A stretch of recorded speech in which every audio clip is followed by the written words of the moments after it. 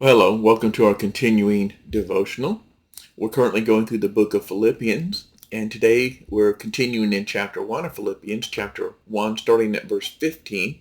So let me read verses 15 through 18, then we'll break it down.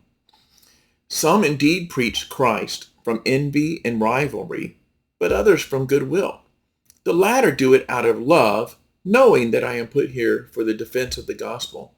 The former proclaim Christ out of selfish ambition, not sincerely, but thinking to afflict me in my imprisonment. What then?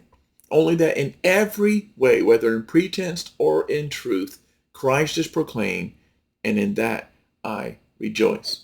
Now you may recall in our previous devotional, we saw that the Apostle Paul uh, had a different view of his injustice, his unjust imprisonment, and how that had, instead of being negative and embittered toward that, he says, no, God is using this. And right now, he said in the previous verse 14, that has actually emboldened many others to share the gospel of Christ. Uh, but he does understand. Paul's not naive. He understands not everybody who seems to be doing the good Christian thing is doing so from right motives. That some people are phonies. Some people are hypocrites. Some people are really not seeking the Christ glory, but their own glory, not advancing the kingdom of God, but advancing their own kingdom. And Paul says, I know that. He goes, I'm not stupid. He goes, he goes in verse 15, some indeed preach Christ from envy and rivalry. They're not for me. They're against me. But there are some who are doing it from goodwill, he says in verse 15. Now, those who are doing it from goodwill do it out of love for God, love for the Apostle Paul, love for the gospel. They know and they understand that Paul's being treated unfairly, and they're just taking up the slack. They're saying, Paul, if you can't be out there, we're going to go out there. We're going to do the work that you can't do while you are in prison.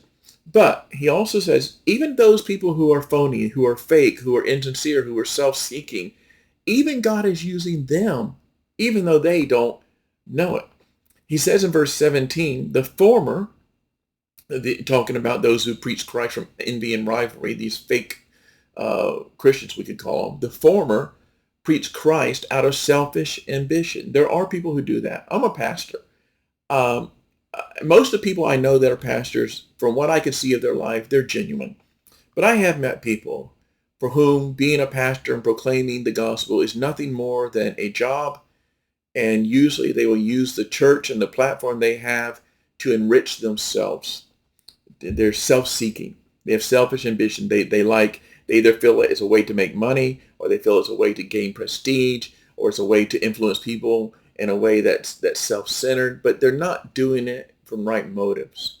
And Paul says, I know people do that. The former proclaim, verse 17, the former proclaim Christ out of selfish ambition, not sincerely, but thinking to afflict me in my imprisonment. And it appears that the rationale is this. They hate the Apostle Paul, and they want to get him really uptight. So they're going to proclaim the gospel and build churches that are bigger. And they think Paul's going to be upset because somehow Paul's jealous that these people are not his converts, that they're their converts. And so they're thinking that Paul's like them, that he cares about who gets the glory, who gets the praise, who has the biggest congregation. And Paul says, I don't care. I don't care one iota, because I'm not building my kingdom. I'm building God's kingdom. And if people are coming to the knowledge of Christ and they really are getting saved, even if it's through these phony, no good, insincere, self-centered people who are really not in it for the right reasons, I still rejoice, because it's not about me, Paul says. I'm not building my church. I'm not building my kingdom. It's not about the size of my congregation. It's about God. That's why he says in verse 18, what then? What do I make of all of this then? He goes, here's my final answer. Only that in every way, whether in pretense, phonies, pretenders, or in truth, Christ is proclaimed. The truth is proclaimed, and in that I rejoice. Now, I do need to say very quickly here that even though we can always rejoice the gospel is proclaimed, even if it turns out some of the people who are proclaiming it are not themselves genuine and don't have right motives, Paul never, ever rejoiced and was okay with false teaching. That he rebuked, that he corrected. Here we have people who are false believers in pretense, but they're proclaiming what is true. And that Paul says, okay, as long as people are getting saved and coming to know Christ. But Paul never, ever was okay with false teaching. So don't misunderstand this verse. I've heard this verse misused like that, like we're supposed to be okay and not say anything if somebody's phony and teaching false teaching. No, Paul says, if the gospel's preached and it's the true gospel, I'm okay. But if it's false teaching, that he would address in a much harsher and more critical way. Hope you'll consider these things. Have a blessed day.